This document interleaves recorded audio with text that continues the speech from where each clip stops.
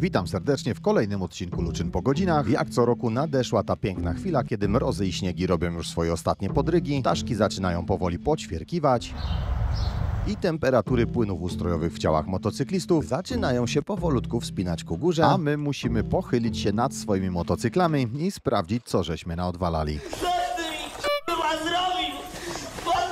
W najbliższym czasie musimy więc ogarnąć tak. W perełce wymiana tylnej opony na świeżą, wymiana przyjaranych od nauki i zabawy tarcz sprzęgła, założenie nowego uchwytu na telefon, żeby Janusz hulał zawsze na widoku podczas jazdy i zrobienie wyłącznika na przewodzie zasilania, bo okazało się, że mój wynalazek cały czas pobiera sobie odrobinę soku z akumulatora i jest w stanie rozładować go do zera w przeciągu kilku tygodni. Następny w kolejce czeka KTM, któremu odświeżymy i zmienimy nieco wygląd, dając komplet nowych oklein, wymienimy także tylną oponę i sprawdzimy, czy dołożenie tak zwanego Smart Can Busa sprawi, że żarówki LED zaczną działać normalnie i motocykl przestanie wywalać błędy. Do roboty jest jeszcze filtr powietrza, pranie i nasączanie oraz wymiana oleju i filtra oleju. Te dwie ostatnie rzeczy zostawimy sobie na kiedyś tam w przyszłości. Przechodząc do huśki, to klasycznie będzie olejek z filtrami, ale również zmienimy i odświeżymy sobie jej wygląd, zakładając całą nową okleinę. Wymienimy tymczasowo opony na nieco bardziej asfaltowe i podmienimy tublisa, z którego od razu na pierwszym wyjściu na nowych oponach urwałem wentyl. Założymy też na nią nowe torby i ulepszymy fabryczną kanapę, dając do środka trochę żelu oraz nowe, bardzo przyczepne obszycie. Na koniec będzie jeszcze wymiana martwego interkomu na jednym z kasków, wymiana osłon obiektywów na kamerze 360 oraz złożenie nowego peceta do edycji filmu, bo stary niestety dostaje już zadyszki przy takiego kalibru materiałach, jakie wypluwają te wszystkie najnowsze kamery. Trochę tego jest, ale film macie oczywiście podzielony na rozdziały, żeby każdy mógł sobie łatwo wybierać, co go interesuje. Materiał wyszedł ogromny, także żebyście dali radę go jakoś przełknąć, dzielę go na dwie części. W tej, czyli pierwszej, zajmiemy się wszystkim, co mamy do zrobienia z perłą, plus ogarniemy nowy interkom, osłony obiektywu i nowego peceta. W drugiej, którą wrzucę za kilka dni, nauczymy się oklejać motocykle i ogarniemy wszystkie tematy serwisowe związane z KTM-em i huśką. To tyle słowem wstępu. Jak zawsze życzę miłego seansu.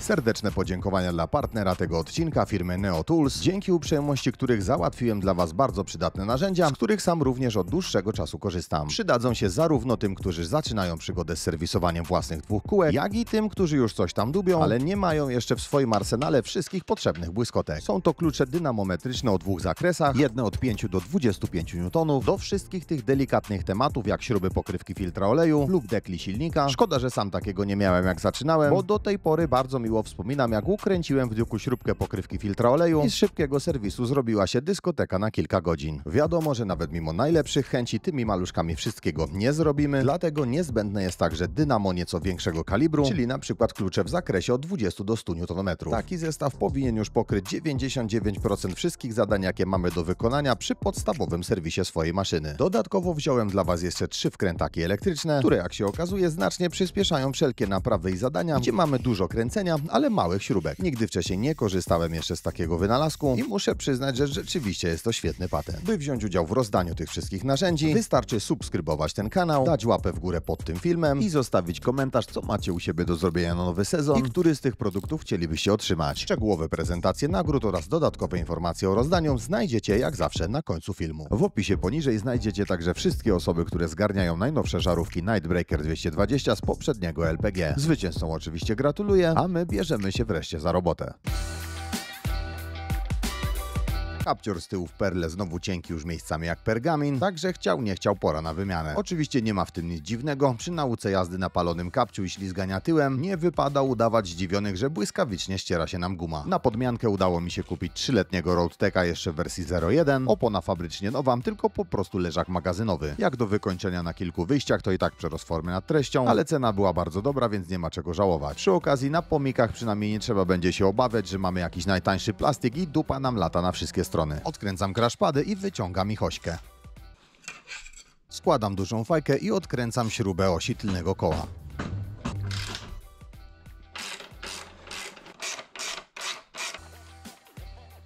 Wyciągam akcesoryjny klocek dystansowy. Normalnie w tych dziewiątkach jest tutaj taki wielki ogon. Dla mnie nie był on ani za ładny, ani zbyt praktyczny, dlatego się go pozbyłem, zakładając krótki uchwyt na tablicę. Wyciągam oś tylnego koła. Zdejmuję łańcuch z zębatki i wyciągam tylne koło. Wykręcam maszynkę wentyla i spuszczam całe powietrze. Składam montażownicę, ja korzystam z rabakond do opon drogowych. Odklejam starą oponę od felgi po obu stronach.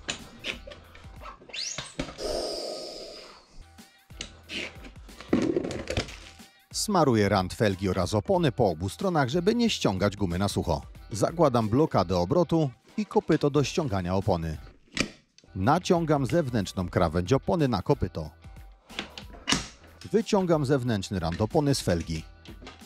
Nawlekam drugi wewnętrzny rant opony na kopyto. Wyciągam drugą krawędź opony z felgi.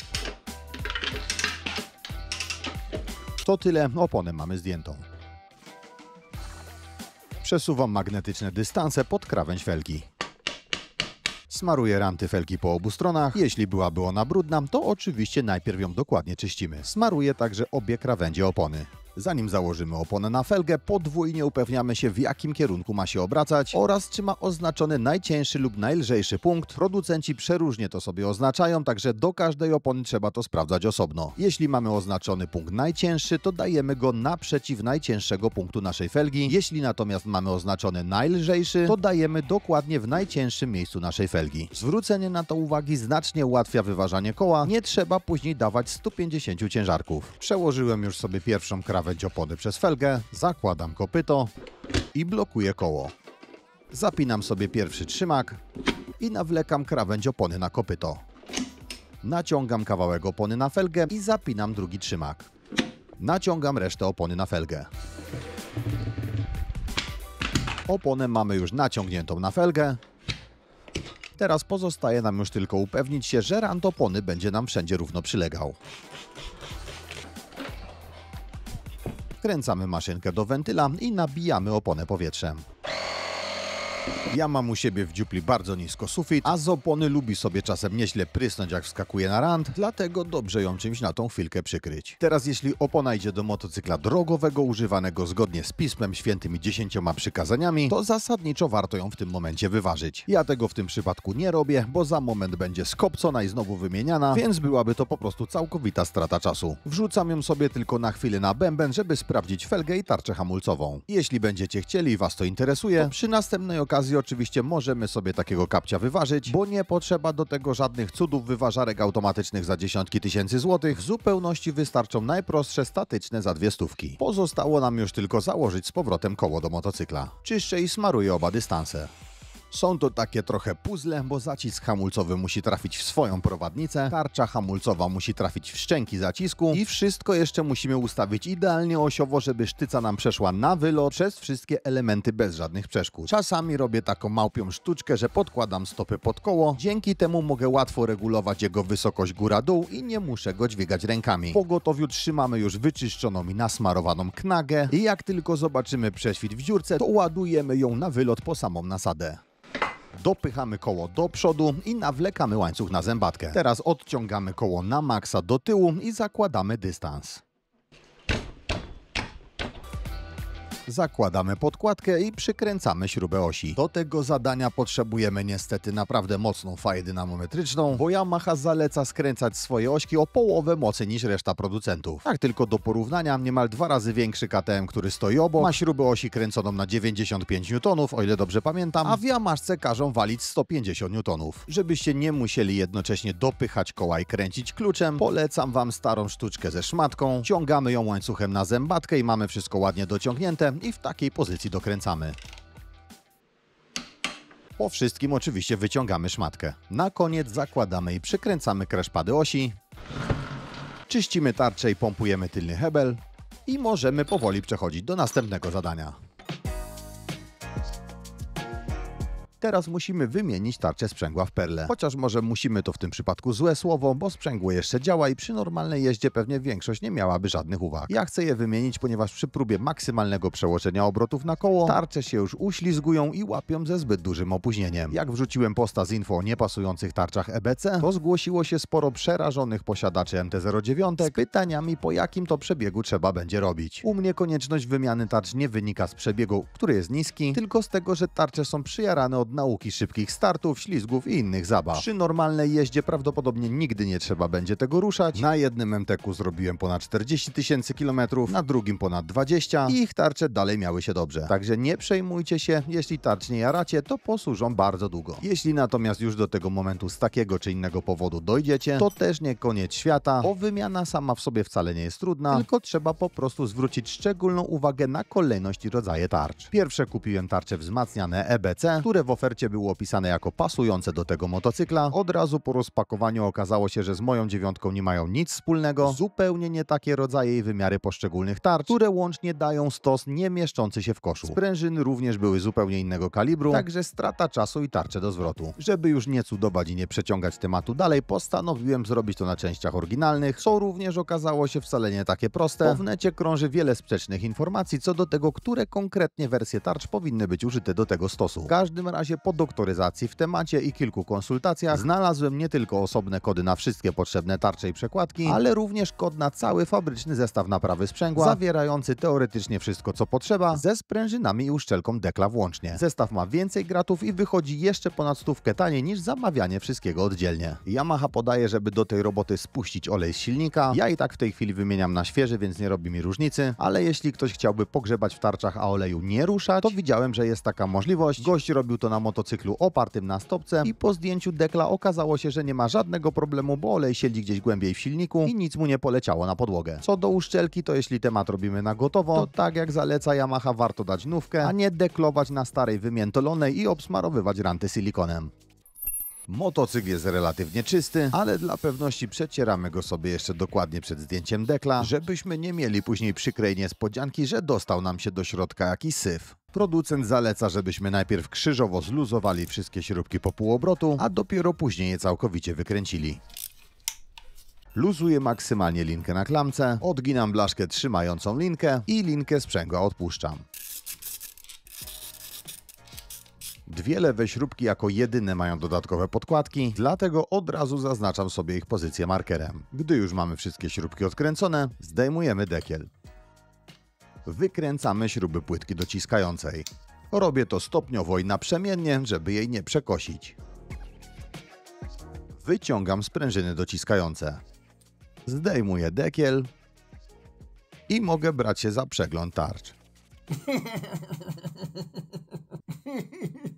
Wstępna diagnoza okazała się prawidłowa, tarcze są elegancko przyjarane, jedne czarne od przypalonego oleju, a inne przegrzane tęczowe. Układam je sobie dokładnie w takiej kolejności, w jakiej trafiają do motocykla. Dokładnie w takiej samej kolejności kompletuję nowy stos tarcz i przekładek. Tarczę do nowego stosu mamy dobrać tak, by jego grubość całkowita, mierzona na sucho, czyli zanim przesmarujemy je olejem, wynosiła do 43,5 mm. Z wymiarem jesteśmy w punkt, także smaruję tarczę olejem i wkładam je w odpowiedniej kolejności do kosza sprzęgłowego.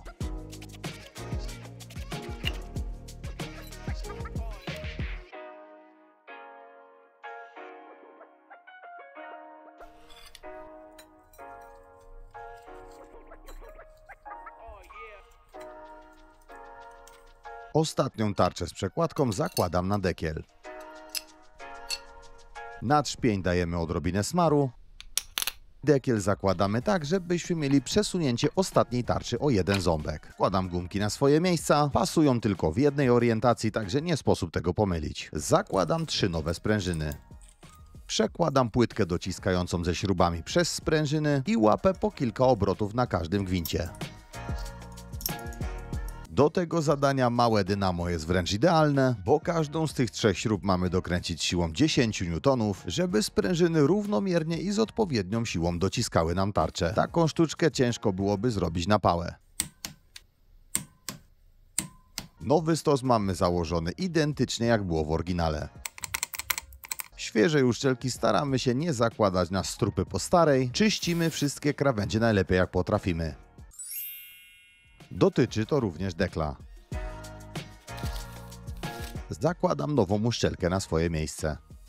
Przy zakładaniu dekla padła mi kamera, czego niestety w porę nie zauważyłem. Przy deklowaniu trzeba pamiętać, że ten mały trzpień ustawiamy ząbkami na godzinę 16:30, czyli skierowanymi w tak zwany prawo-dół, natomiast dźwignię linki dajemy do dołu, także gdy przy zakładaniu pojedzie trochę po zębach i gdy ją jeszcze naciągniemy, położenie jej oznaczenia, czyli tej kropki, zejdzie nam się ze strzałką na deklu. Naszym celem jest tutaj ustawienie prawidłowego zakresu pracy dźwigni, co pozwoli nam z kolei za moment ustawić prawidłowy naciąg samej linki i klamki. Śrubki dekla dokręcamy krzyżowo naprzemiennie po kilka obrotów, nie od razu do dechy. Finalnie wszystkie muszą nam pyknąć na kluczu przy 12 newtonach.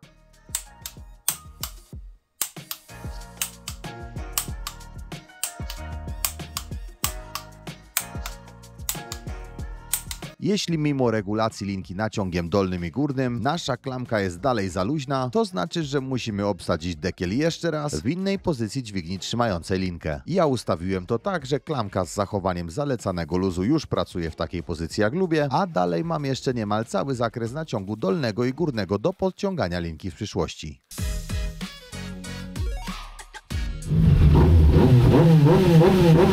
Raz, dwa i motocykl grzany, nie ma co się szczypać. Dla maksymalnie niekumatych to oczywiście był żart. Nie kręcimy do odciny na zimnym silniku, chyba że rzeczywiście nie lubimy nigdy wychodzić z garażu. A jeszcze druga sprawa, bo się idzie czasami już pogubić z tymi nagraniami jak w jakimś multiversie. Tutaj pokazuję wam to wszystko w całości, a tak naprawdę olej był spuszczony przed robieniem sprzęgła, a po jego zrobieniu był zalany świeży. Jak maszynka złapie temperaturę, odkręcamy korek spustu i zlewamy olej do miski. Odkręcamy stary filtr oleju. W międzyczasie mamy niezapowiedzianą kontrolę BHP, podsadzamy panią inspektor na krzesło i dajemy jej grający bryloczek Pacmana, co powinno ją skutecznie zdezorientować i przyczynić się do tymczasowego zaniechania poszukiwań niedociągnięć na zakładzie. Czyszczę powierzchnię styku uszczelek na filtrze i śrubie. Czyszczę śrubę i korek wlewu. Daję nową uszczelkę miedzianą pod śrubę i nowego gumowego o-ringa pod korek. Ty możesz mnie wsadzić na jakiś motocykl? Wsadzamy dziecko na motocykl. Ustawiam klucz dynamometryczny, filtr kręcimy na 17 N, a śrubę spustową na 43. Przy okazji ciekawostka, Motul chyba zmienił ostatnio opakowania dla oleju 700. Jeśli korzystacie z tej oliwy, to dajcie znać, czy też tak macie. Wyciągam i szykuję nowy filterek, smaruję jego uszczelkę olejem silnikowym. Filtry można zakładać zarówno na sucho, jak i na mokro. My sobie tym razem założymy zalany. Przykręcam nowy filtr na swoje miejsce. Przykręcam śrubę spustową.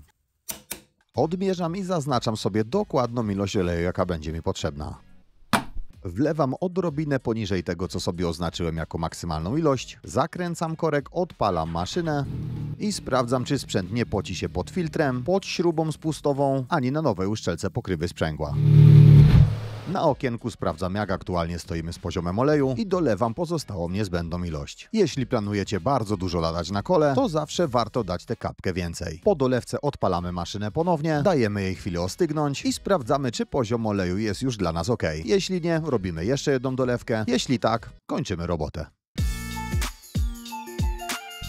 W tym sezonie przetestujemy sobie nowy uchwyt na telefon. Od lat jest to chyba najbardziej zachwalana przez Was w komentarzach firma, jeśli chodzi o tego typu akcesoria, także musiałem to w końcu własnoręcznie sprawdzić. Nie spotkałem się jeszcze z trudnym montażem uchwytu na telefon i ten również nie jest wyjątkiem. Naszym zadaniem jest przykręcenie obejmy na kierownicę. U mnie dodatkowo muszę jeszcze odpuścić półkę amortyzatora skrętu, bo nam obejma nie przejdzie, ale to tylko 2 śrubki. Zakładam uchwyt na kierownicę, ale zanim go mocniej przykręcę, decyduję najpierw, gdzie dokładnie i w jakiej pozycji ma być telefon. Trzeba zrobić kilka przymiarek, ale zdecydowanie lepiej tak, niż to później odkręcać i przykręcać po 10 razy. Na uchwycie już mam przykręconą akcesoryjną głowicę antywibracyjną. Pracuje ona na takich 3 gumowych poduszkach. Mam nadzieję, że to rzeczywiście coś da, bo kamery i aparaty w telefonach padają mi od wstrząsów na motocyklu średnio co 2-3 lata. Na głowicę przykręcam uchwyt z klipsem, do którego będziemy się już przypinać dedykowanym etui z pasującym gniazdem. Z ustawieniem uchwytu w odpowiedniej pozycji nie było żadnego problemu. Z prawej strony wypuściłem sobie przewód USB-C z wtyczką kątową, idący z mojej tak zwanej szybkiej ładowarki. Jak go napadnie, to w ogóle zrezygnujemy z przewodów i przetestujemy głowicę quadlocka z ładowaniem indukcyjnym. W każdym razie instalacja uchwytu bezproblemowa, wygląda to całkiem schludnie. Zobaczymy, czy będą jakieś uwagi po roku użytkowania.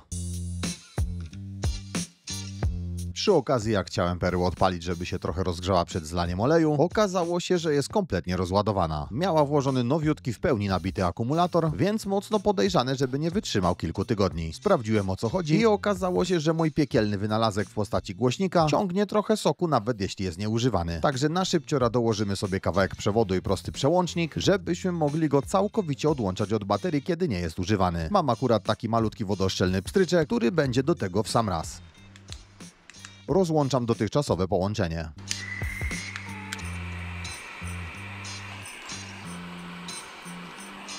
Szykuję nowy kawałek przewodu, którym wejdę w ten obwód.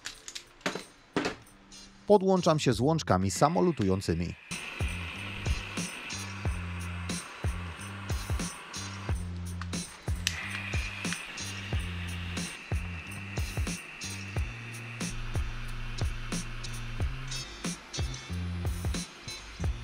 Przeprowadzam przewód po wewnętrznej stronie i wychodzę tuż przy głośniku, gdzie złapiemy się już bezpośrednio do przełącznika. Nie ma potrzeby na razie robić tego jakoś super ładnie, bo ten głośniczek to można powiedzieć jeszcze taki prototyp, którym ciągle coś zmieniam i poprawiam. Najważniejsze, że temat szybko ogarnięty i nie będzie już wyciągało prądu na postoju. Plus jeszcze taki, że wyłącznikiem powodujemy, że naciskanie pilota nie daje żadnego efektu, a bez niego pilot działał non-stop i wszędzie, nawet z dużych odległości, co nie zawsze jest wskazane.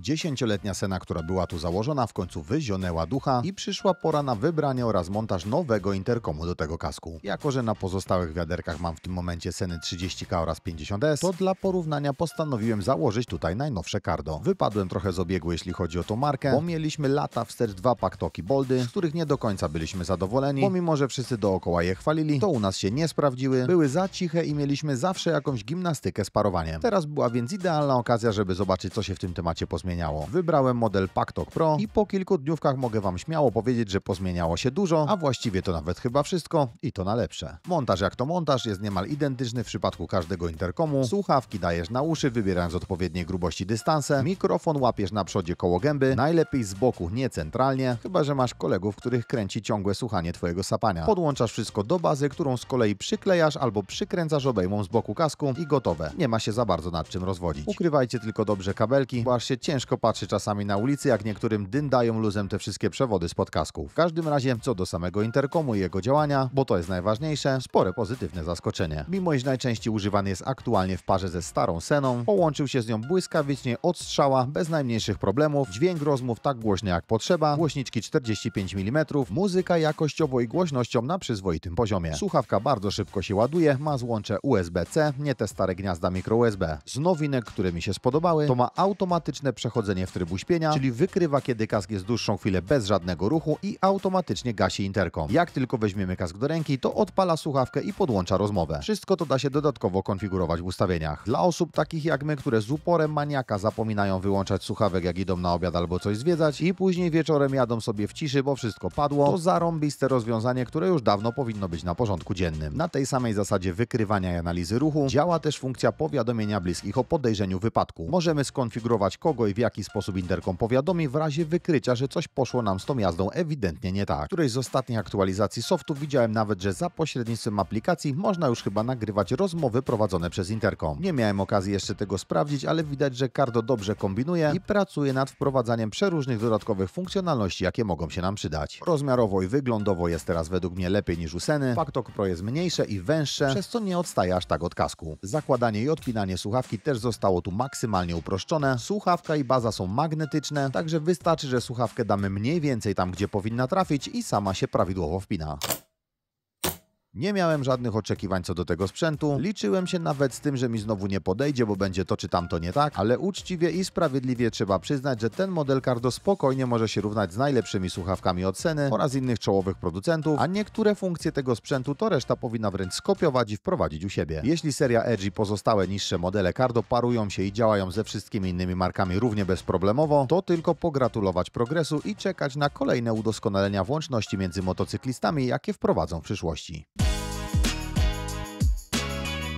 Teraz dwa słowa na temat osłon obiektywów w kamerach 360, bo już kilkukrotnie dostałem to samo pytanie, czy trzeba je osłaniać, czy warto je osłaniać, czy ja je osłaniam i tak dalej. Powiem tak, w moim przypadku, gdybym nie używał osłonek na te obiektywy, to kamera byłaby na śmietnik dosłownie pierwszego dnia po zakupie. Także odpowiadając na pytanie, jak najbardziej używam, co więcej, muszę je regularnie wymieniać, bo niszczą mi się w dość szybkim tempie. Mowa oczywiście głównie o obiektywie skierowanym w kierunku jazdy, ten, który jest w naszą stronę, dostaje po tyłku nieporównywalnie mniej. Jeśli ktoś jeździ tylko i wyłącznie po miki i przejażdżki asfaltowe, to może jeszcze się zastanowić, czy warto inwestować w osłony, aczkolwiek wtedy po prostu kupujesz jeden komplet i masz go do końca życia. Oprócz sporadycznego rozbitego robaka nic się kamerze podczas takiej jazdy nie dzieje, ale mogą uratować sprzęt, jak go na przykład kiedyś niechcący upuścisz. Te kamery zawsze uderzają obiektywami, bo to one są najbardziej wystającymi elementami całej konstrukcji. Tak naprawdę to nie da się nawet nigdzie położyć tej kamerki, by nie drapać ich powierzchni. Także podsumowując, podczas jazdy po mieście jeszcze nie udało mi się uszkodzić żadnego obiektywu ani jego osłony, mimo tego i tak zdecydowanie polecam używanie tej ochrony. Jeśli mamy pecha, to wystarczy, że kamerka raz nam upadnie i od tej pory będzie ogromna skaza na środku każdego nagrania. Natomiast podczas jazdy w terenie jeszcze nie było trasy, w której osłony bądź obudowa nie dorobiłyby się kilku kolejnych rys. Także tutaj to już nie jest kwestia polecania bądź niepolecania, tylko wyposażenie obowiązkowe i kupowane przeze mnie w ilościach niemalże hurtowych. Ekranik kamery jest zawsze skierowany w moją stronę, żeby go niepotrzebnie nie demolować, ale i tak używam na nim dodatkowego ochronnego szkiełka hartowanego.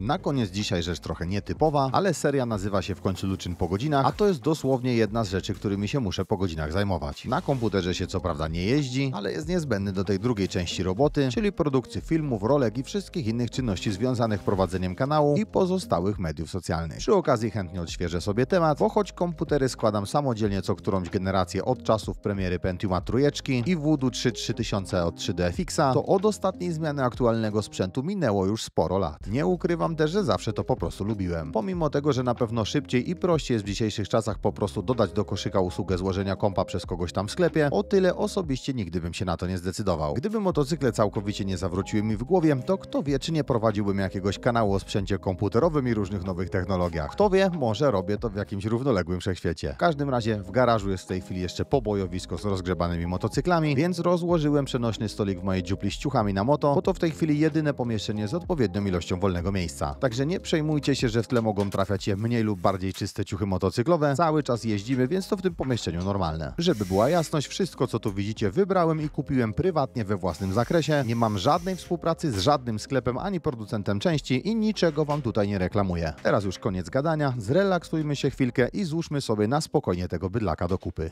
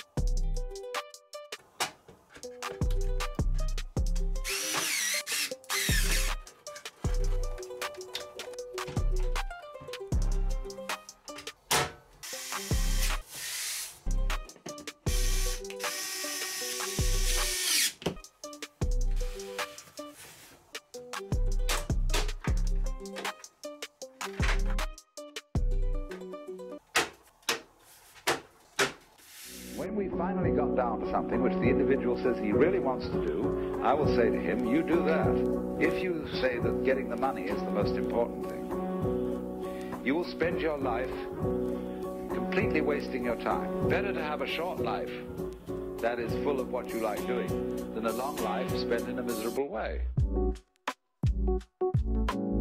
Tak jak wspominałem na początku, do zgarnięcia w tym filmie są klucze dynamometryczne o dwóch zakresach pracy. Mam dla Was 3 klucze małe o zakresie od 5 do 25 Nm. Siłę dokręcania regulujemy przesuwając blokadę w dół i obracając rękojeścią, aż na miarce zobaczymy pożądaną przez nas wartość. Są też 3 klucze duże do dokręcania w przedziale od 20 do 100 Nm.